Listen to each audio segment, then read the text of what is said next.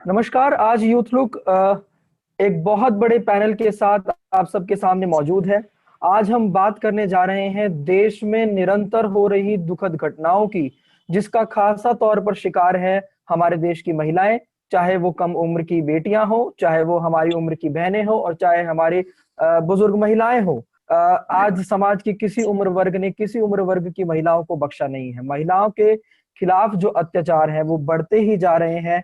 कानून है, कानूनों का पालन नहीं हो रहा है। कहीं एडमिनिस्ट्रेशन जिम्मेदार है, कहाँ लोग जिम्मेदार हैं, कहाँ विचारधारा जिम्मेदार है। इन सभी मुद्दों पर हम बात करेंगे।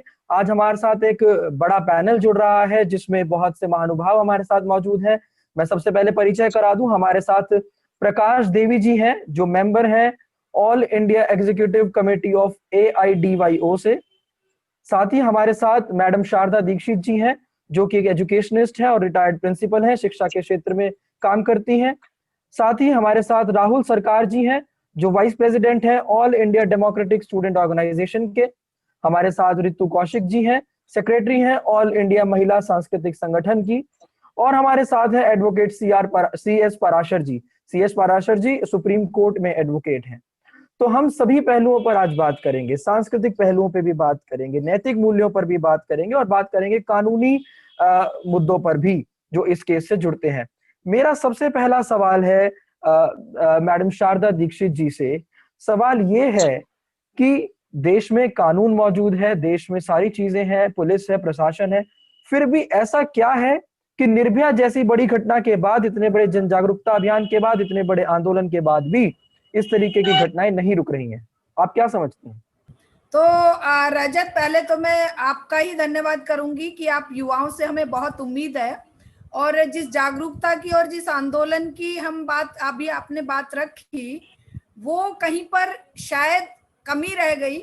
वो जागरूकता निर्भया आंदोलन के बाद, निर्भया कांड के बाद जो आनी चाहिए थी वो नहीं आई।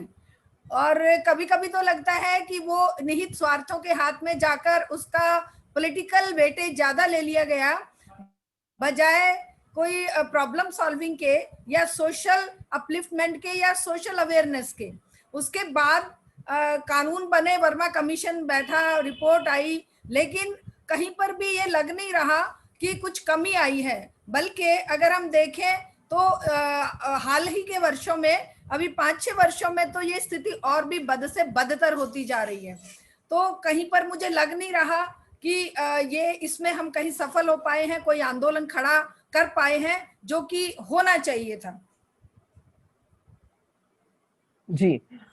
हमारे साथ एडवोकेट पराशर जी मौजूद हैं। सर, मैं आपसे जानना चाहता हूं कि देश में कानून मौजूद है, सब प्रकार की व्यवस्थाएं हैं, पर लोगों में खौफ क्यों नहीं है? क्यों ऐसा होता है कि फास्ट ट्रैक कोर्ट के बावजूद सजा मिलने में इतना समय लग जाता है कि justice delayed is justice denied की बात आ जाती है, और कहीं ना कहीं वो खौफ भी इतने लंबे समय में खत्म हो जाता है? तो आपको क्या लगता है कि क्या ये कानूनों में कमी है, या प्रक्रिया में कमी है, या किस प्रकार की कमियां आपको महसूस होती हैं? देखिए, कानून की प्रक्रिया चाहे छोटी हो या लंबी हो, उससे ये नहीं होता है कि ये समस्या जो है या कोई भी अपराध जो है रुक जाएगा। अपराध की अपनी सोशो इकोनॉमिक साइकोलॉजिकल जो अपराध होता है उसकी बैकग्राउंड होती है। तो इसकी सोशो इकोनॉमिक और साइकोलॉजिकल डायमेंशंस होते हैं। तो सिर्फ कोई मान लीजिए आपने जैसे किसी भी कानून को बहुत सख्त बना दिया, किसी भी कानून को बहुत ऑफेंस को बहुत या जल्दी सजा भी दे दी और एग्जेम्पलरी पनिशमेंट भी दे दी उसके लिए, तो ये कोई गारंटी नहीं होता कि आगे अपराध रुक जाएंगे। क्योंकि पनिशमेंट जो है in itself is not a deterrent. Punishment is not a deterrent. क्योंकि और हम कानून में जब हम कॉलेज में थे तो हम पढ़ते थे, हमारे टीचर थे, वो बताते थे कि भाई डेटरेंस थियरी एक होता है, डेटरेंस थियरी ऑफ लॉ। आप जो है एग्जेम्पलरी पनिशमेंट देंगे तो कानून तो अपराधों में कमी आएगी। तो वो एक स्टोरी सुनाते थे, एनेक्डोट, कि एक राजा के यहाँ पर कानून था कि कोई चोरी मतलब करेगा तो उसके हाथ काट दिए जाते थे और उसको पब्लिकली ये सजा दी जाती थी। वहां पर पब्लिक आती थी और ये था वो सजा को देखने के बाद जब लोग अपने अपने घर जाते थे तो देखते थे वहीं पर ही बहुत सारे लोगों की जेब कट जाती थी, कटी हुई मिलती थी। तो वो ये कहना चाहते थे कि भाई कितनी डिटरेंस है कि भाई हाथ चोरी को लेकर के हाथ काटने के लिए सजा देखने आए हैं और वहां पर भी चोर जो है बख्शते नहीं है। तो जरूरी नहीं है कि पनिशमेंट जल्दी मिल जाए या सजा मिल जाए, होना तो चाहिए, जल्दी और सजा मिलनी चाहिए। तो ये कोई जरूरी नहीं डिटरेंस है। एक्चुअली उसका जो सोर्स है वो सोशियो इकोनॉमिक, पॉलिटिकल और साइकोलॉजिकल है अपराध का। तो जब तक वहां पर काम नहीं होगा तब तक ये बड़ा मुश्किल है रुकना। कानून तो रेप का बहुत स्ट्रिंजेंट कर दिया गया निर्भया के बाद। कानून की जो रेप की खास करके और भी हम देखें, महिलाओं के कानूनों को बहुत सख्त बनाया गया, चाहे वो मॉलेस्टेशन है, आउटरेजिंग द मॉडेस्टी है, ठीक है, या रेप है। रेप की डेफिनेशन तो बहुत वाइडर कर दी गई। तो जो ट्रेडिशनल डेफिनेशन थी उससे हटा करके उसको बहुत वाइडर वो दे दिया गया 375 ऑफ द आईपीसी को। तो तब भी जो है ये घटनाएं बढ़ती जा रही हैं। तो कानून अपना काम करता है लेकिन वो कोई गारंटी नहीं है कि अपराध रुकेंगे।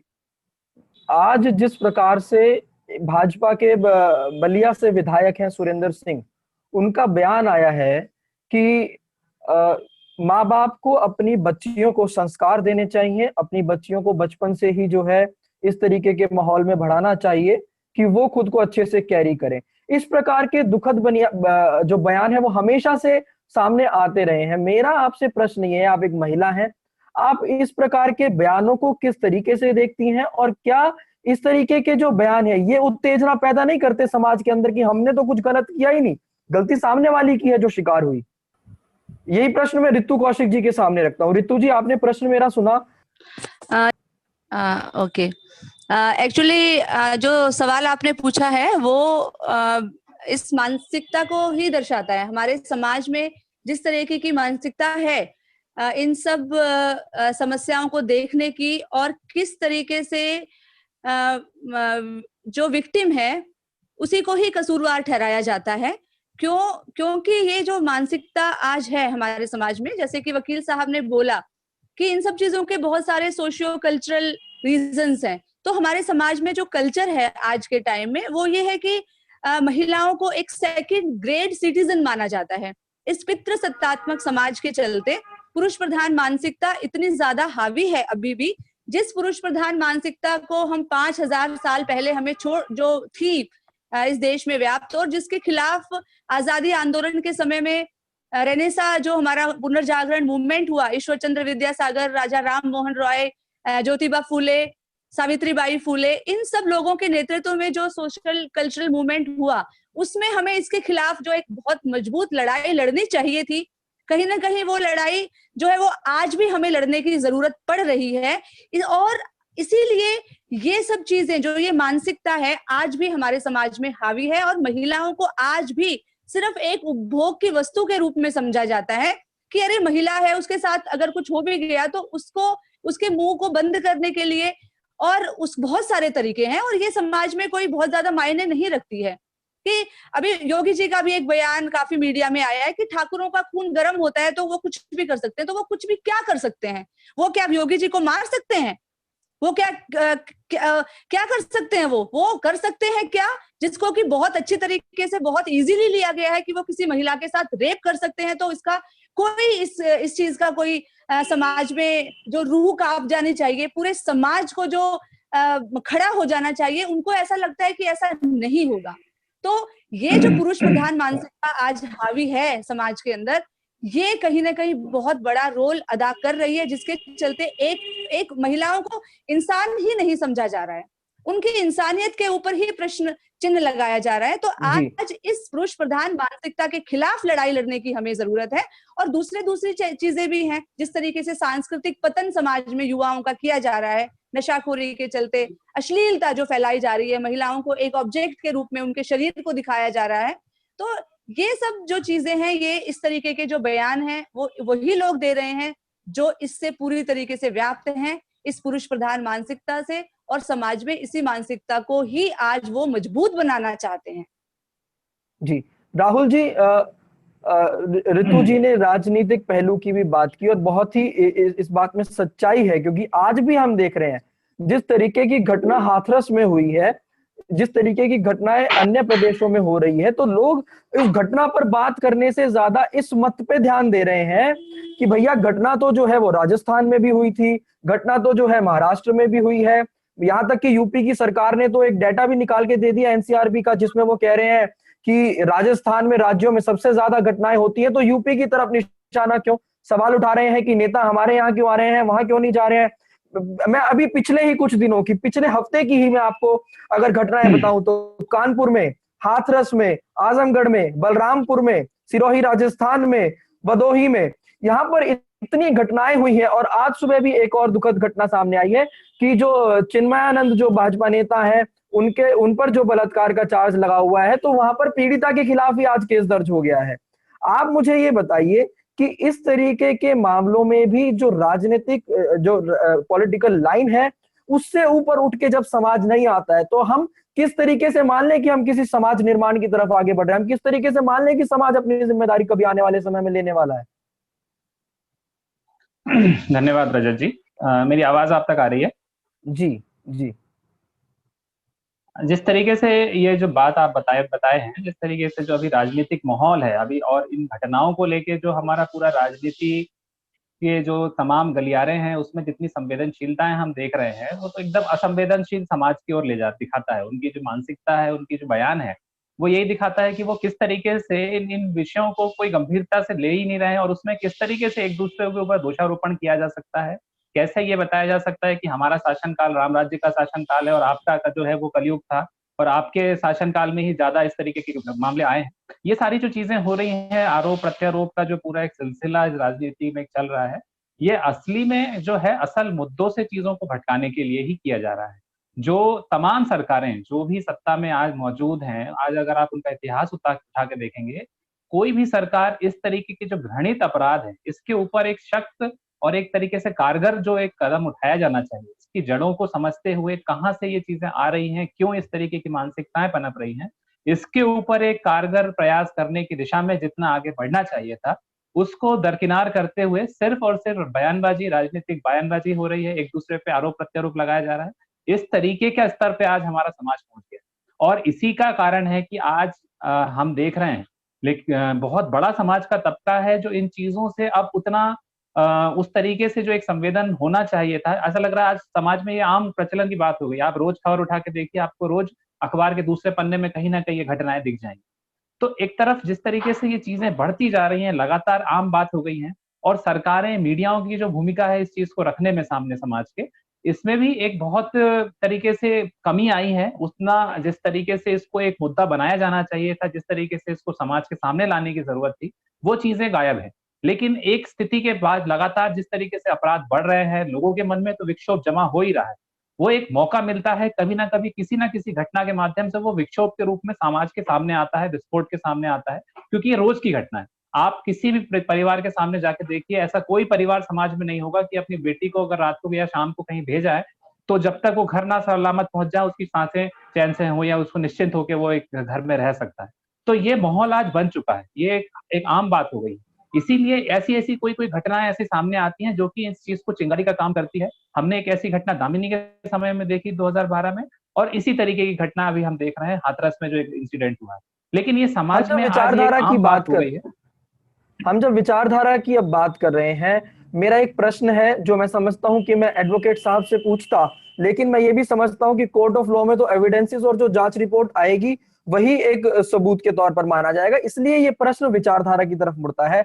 मैं शारदा मैम से जानना चाहता हूं, मैम आप शिक्षा के क्षेत्र में काम करती हैं और आप समझती भी होंगी कि साइकोलॉजी एक बहुत बड़ा इम्पैक्ट है, जिसकी बात राहुल जी ने भी की, जिसकी बात रितु जी ने भी की। मैं आपसे जानना चाहता हूं कि आज जिस तरीके से दिख रहा है, चाहे वो कोई भी केस हो, चाहे वो केस महाराष्ट्र में सुशांत का केस रहा हो, फिर चाहे वो ड्रग्स का केस रहा हो, और अब जब हम हाथरस की तरफ आए हैं तो ये केस में भी कहीं ना कहीं क्रिमिनल्स को बचाने की कोशिश हो रही है। हमने देखा धारा 144 लगने के बावजूद 12 गांवों की पंचायत होती है और उसमें जो है कास्ट सिस्टम पर बात होती है कि भैया अपर कास्ट के लोगों को बदनाम किया जा रहा है लोअर कास्ट के द्वारा। तो जब इस तरीके की सिस्टम को चलने की अनुमति दे देगा प्रशासन, धारा 144 के बावजूद आप इकट्ठे हो सकते हैं और एक कंसेंसस बना सकते हैं किसी टॉपिक पे बिना किसी जांच के, एक हवा बना सकते हैं और उसकी वीडियोस आप फिर मीडिया में दे सकते हैं, तो आप क्या समझती हैं कि किस तरीके से विचारधारा को अब इम्पैक्ट करने की कोशिश हो रही है और आने वाले समय में इसका क्या प्रभाव जो है वो पड़ सकता है? रजत, जैसा कि मैं देख रही हूँ, समझ रही हूँ कि पहले भी ये बात आई है कि विक्टिम को ही अपराधी बनाकर पेश करने का एक षड्यंत्र चलता है और ये षड्यंत्र बिल्कुल प्लानिंग के तहत चलता है।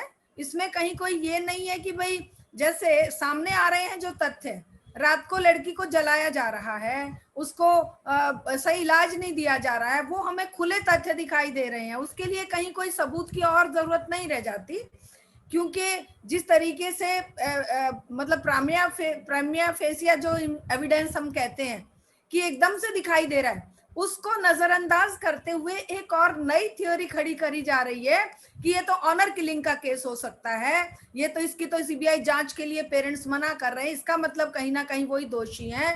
मतलब हजार तरह से लूप होल्स बनाकर निकालकर ये किया जा रहा है, क्योंकि इसके पीछे जो आपने विचारधारा की बात की, ये बिल्कुल सही बात है कि ये समाज टिका हुआ है एक भयंकर असमानता के आधार पर।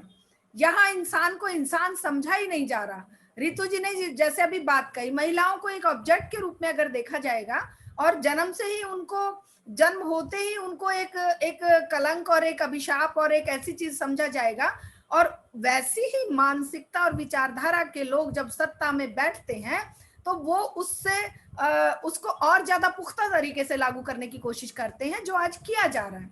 आप देखेंगे 2014 के बाद एक परिवर्तन आया है, एक परिवर्तन भयंकर आया है। निर्भया कांड में भी पूरा समाज आंदोलित हुआ था, सब लोग सड़क पर आए थे, बहुत तरह की बातें हुई थी, और एक दबे अंदाज में इसी सड़ी हुई गली हुई मानसिकता के लोग ये भी कह रहे थे, जिसके लिए हमें बहुत फाइट करनी पड़ी, कि निर्भया रात को दोस्तों के साथ क्या करने निकली थी। अरे भाई, तुम कौन होते हो इस तरह से असमानता की बात करने वाले? कोई बराबरी के स्तर पर कोई लड़की है, कोई लड़के हैं, वो अपने जीवन को क्यों असुरक्षित महसूस करेंगे अंधेरे में निकलते हुए, अगर तुम्हारी खाने वाले भेड़िए नहीं बैठे हुए तो? जी, आपने दो बातें कही, आपने 2014 से पहले भी। हाँ जी, आपने इस कॉन्वर्सेशन में दो बातें कही और ये दोनों ही प्रश्न जो है मैं एडवोकेट साहब की तरफ डायरेक्ट करना चाहता हूं। पहला प्रश्न है सीबीआई प्रॉब का। मुख्यमंत्री ने आदेश दे दिए हैं कि सीबीआई की उन्होंने सिफारिश कर दी है। साथ में एक वाकया है कि रात में जिस तरीके से उस बिटिया को जलाया गया है, हमारी उस बहन का अंतिम संस्कार पुलिस वालों ने कर दिया, यहां तक भी कहा जा रहा है कि पेट्रोल डाल के किया है। मेरा प्रश्न आपसे ये है पहला कि क्या जिस तरीके की लापरवाही या जिस तरीके की मिसहैंडलिंग एडमिनिस्ट्रेशन की तरफ से साफ दिखाई दे रही है, क्या कोई लीगल एक्शन इस केस में बनता है? दूसरा मेरा प्रश्न आपसे ये रहेगा कि क्या सीबीआई जो इंक्वायरी इसमें ऑर्डर की गई है, क्योंकि हमने देखा कि निर्भया के केस में जुडिशियल इंक्वायरी हुई थी और दोषियों को फांसी की सजा हुई, क्या हम डिफरेंट एक्सपेक्ट कर सकते हैं इस केस में सीबीआई प्रॉब से? पराशर जी। देखिए, इसमें इलाहाबाद हाई कोर्ट ने संज्ञान लिया है और उसको बोलते हैं हम court on its own motion, यानी कि सुओ मोटो कोई भी अगर जो ऐसी अपराध जो कि बहुत सेंसिटिव है या एक बहुत ही ज्यादा हेनस क्राइम है, तो कोर्ट, हाई कोर्ट और सुप्रीम कोर्ट को पावर है to take cognizance on its own without मतलब एनी पिटिशन बीइंग फाइल्ड। तो इलाहाबाद हाई कोर्ट ने लिया है और उसको बोला है कि this is not fair, and this is violation of the Article 21 and Article 14, and that dignity in death should be is the right of every person, not only while living. Everybody has got the fundamental right to not only to live but to live with the dignity, and that is human dignity. ये fundamental right है as per Article 21. Sir और क्या इसको सजा और की उम्मीद कर सकते हैं हम? मुख्यमंत्री प्रशासन की जिम्मेदारी डाल देंगे? ऑलरेडी कुछ पुलिस ऑफिसर्स को उन्होंने जो है डिसमिस कर दिया है, या उनका ट्रांसफर कर दिया है, या तो सस्पेंड कर दिया है। कल डीजीपी और जो मुख्य सचिव हैं वो वहां पर गए हैं। इसकी भी जिम्मेदारी जो है डाल दी जाएगी किसी अफसर के ऊपर। लेकिन क्या फर्क पड़ने वाला है इससे, जो की प्लेयर्स हैं या जिनके इशारों पर ये हो रहा है? क्योंकि आप और हम नैतिक रूप से ये समझते हैं कि एक ऑफिसर के अंदर ये पावर नहीं है कि वो इस तरह पर अपने कानून को अपने हाथ में ले ले। क्या फर्क पड़ेगा सर? क्या कोर्ट जो संज्ञान लेगा? उन्होंने पेश होने को कहा है, कुछ ट्रांसफर्स हो गए हैं, कौन पेश होगा? क्या सजा होगी? देखिए, कुछ तो असर पड़ता ही है जब हाई कोर्ट या सुप्रीम कोर्ट कोई कॉग्निजेंस लेती है। तो ये क्योंकि एक इंडिपेंडेंट स्टेट मशीनरी का एक इंडिपेंडेंट पार्ट है, तो एक्शन तो उनकी डायरेक्शन पर होगा। ये बात दूसरी है कि भाई इसके खिलाफ हो, हायर रैंकिंग ऑफिसर्स के खिलाफ होगा या लोअर रैंकिंग ऑफिसर्स के खिलाफ होगा या पॉलिटिशियंस के खिलाफ होगा या नहीं, वो that is a separate thing. तो एक्शन तो होगा, और इसमें कोर्ट ने इसको कोर्ट ने भी इसको कॉग्निजेंस लिया है, और शायद सुप्रीम कोर्ट में भी एक पिटीशन ऐसा मतलब फाइल किया गया है जिसकी अभी हियरिंग होने वाली है, to take cognizance of the entire issue and to fix the responsibility. जहां तक सर, जिस प्रकार से मामले में अब सीबीआई जांच के आदेश दे दिए हैं, हम किस तरीके की जांच में फर्क या तेजी आने की उम्मीद कर सकते हैं इसके बाद?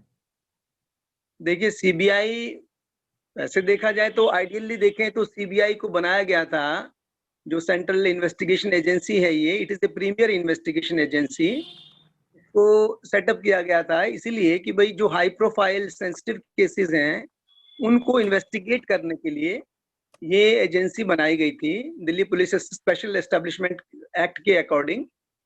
तो लेकिन सीबीआई का इसके पास highly trained and highly specialised and trained qualified officers हैं, जो कि स्टेट पुलिस के कंपैरिजन में बेटर इक्विप्ड हैं, बेटर ट्रेन्ड हैं, बेटर उनके पास एविडेंस गैदरिंग की टेक्निक्स हैं। ये बात तो ठीक है, लेकिन और उम्मीद तो ये की जाती है कि कोई सीबीआई में केस चला जाता है तो उसमें इम्पार्शियल इन्वेस्टिगेशन होगा। लेकिन कुछ सीबीआई का जो ट्रैक रिकॉर्ड रहा है वो कोई कन्विक्शन का वो कोई बहुत अच्छा नहीं है।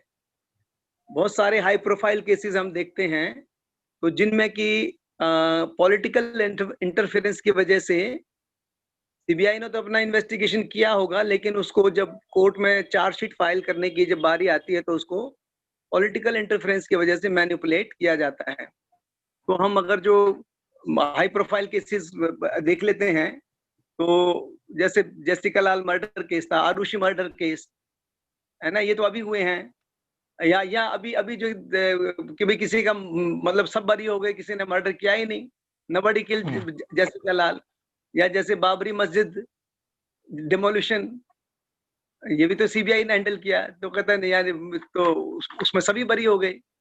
तो यानी कि इन्वेस्टिगेशन क्वालिटी सीबीआई भी करती है। तो अभी जो है बहुत सारे ऐसे केसेस हुए हैं, और कि भाई जैसे सुप्रीम कोर्ट ने भी कमेंट किया कि इतना इंटरफेरेंस बढ़ गया है कि इसकी जो इंडिपेंडेंस है, चाहे कांग्रेस गवर्नमेंट भी करती थी और बीजेपी गवर्नमेंट भी कर रही है, तो इंडिपेंडेंस जो इस एजेंसी की होनी चाहिए वो काफी हद तक खत्म हो चुकी है। और इसलिए सुप्रीम कोर्ट ने कमेंट किया था कि it is A caged parrot. CBI caged parrot. तो जैसे अभी सुशांत सिंह केस में तो ये सब पॉलिटिकल रीजंस की वजह से उसको सीबीआई ने टेक ओवर कर लिया। जबकि बम्बई पुलिस इसको इन्वेस्टिगेट कर रही थी। और फिर इन्वेस्टिगेशन के बाद और जो ऑफिसर जो लाइन फॉलो नहीं करते हैं, जैसे पिछले हमें देखने को मिला कि सीबीआई के जो ऑफिसर थे, डायरेक्टर आलोक वर्मा, उन्होंने इन्वेस्टिगेशन किसी केस में करना चाहा, ये जो हमारा रफाल का केस में, तो उसको रातों रात ट्रांसफर कर दिया गया। जी तो बहुत ज्यादा उम्मीद हम इस केस में भी नहीं कर सकते सीबीआई से भी, कि यहाँ पर भी इन्वेस्टिगेशन, जो फेयर इन्वेस्टिगेशन सीबीआई करेगी उसको फेयर तरीके से विदाउट पॉलिटिकल इंटरफेरेंस उस एविडेंस को कोर्ट में फाइल करने दिया जाएगा। अगर कोर्टें क्या होता है, कोर्टें भी कोर्टें सिर्फ गवाह से चलती हैं, सबूतों से चलती हैं, तो हम कोर्टों को दोष नहीं दे सकते ज्यादातर केसेस में, क्योंकि कोर्ट कोई भगवान नहीं है, कोर्ट कोई अंतर्यामी नहीं है, या उसमें कोई ये नहीं कि भाई उसने न्याय अपने किसी और मतलब कहीं से और वो संज्ञान लेकर के या ज्ञान लेकर के करेंगे। कोर्ट तो सिर्फ गवाह और सबूतों के बेस पर ही न्याय करता है।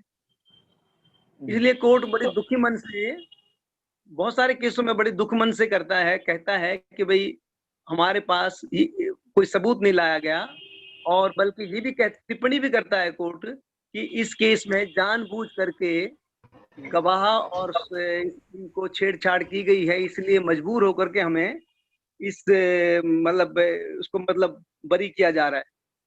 जैसे प्रियदर्शनी मट्टू केस में जो आईपीएस ऑफिसर का लड़का था, हालांकि बाद में हाई कोर्ट में उसको कन्विक्शन हुआ, लेकिन यही हुआ क्योंकि आईपीएस ऑफिसर था, इन्फ्लुएंशियल आदमी था, वो सारा उसको सिस्टम को इन्फ्लुएंस किया। और सीबीआई कोर्ट ने कहा कि भाई इसमें साफ दिखता है कि इन्वेस्टिगेशन ठीक से नहीं किया गया। तो ये सब चीजें हैं कि पता नहीं, अभी उम्मीद लगती नहीं है कि इसमें भी फेयर इन्वेस्टिगेशन होगा। जी, तो कहीं ना कहीं हम समझें कि रसूख, कुर्सी, ताकत, पैसा, ये सब एक बड़े लेवल पे चीजों को इन्फ्लुएंस कर रहा है, और शायद यही कारण है कि जो पीड़िता है उनका परिवार निरंतर कह रहा था कि हमें सीबीआई जांच नहीं चाहिए, हमें तो जुडिशियल इंक्वायरी से भी हम सेटिस्फाइड है, बस जो है दोषियों को सजा मिले और हमें इंसाफ मिले कि हमें क्यों नहीं अपनी बेटी का अंतिम संस्कार करने दिया गया। ये इस मीटिंग का ये पहला संस्करण था। हम एपिसोड 2 में अब इन बातों को कंटिन्यू करेंगे। मैं आप सभी से दरख्वास्त करूंगा आप हमारे साथ जुड़े रहें, और ऑडियंस से रिक्वेस्ट करूंगा कि आप जरूर देखें हमारे साथ इसी सीरीज का एपिसोड नंबर 2। बहुत बहुत धन्यवाद।